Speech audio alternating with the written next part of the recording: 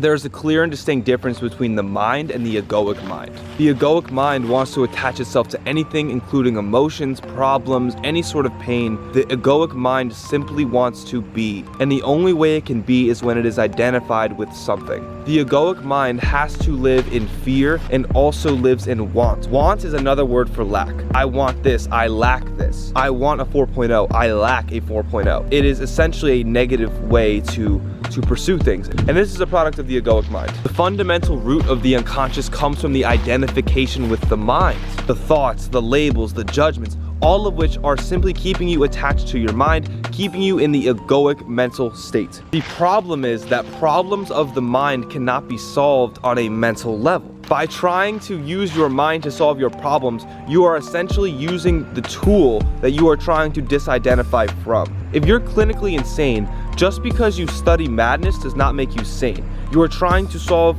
that problem of insanity on a level that it cannot be solved on. The solution to your mental dilemmas, your egoic mind, to get out of that state of mind, comes from the disidentification of the mind. When you are strongly identified with your mind in your egoic state, you are projecting to yourself a false perception of yourself, which is not rooted in being. You are rooted in ego, you are rooted in emotion, you are rooted in thought. That is not being, that is not what we want. You will be carried by psychological time, you will be swayed by the smallest things, you will not be living in the now, you will not be in the now, you will not be present, all of which is a product of the egoic mind. In conclusion, do not seek yourself within the mind, do not try to solve that problem on the level of the mind. The solution, like I've said a million times, derives from the disidentification with the mind, which will ground yourself in presence and being. You will no longer project a false version of yourself, which is ultimately an illusion.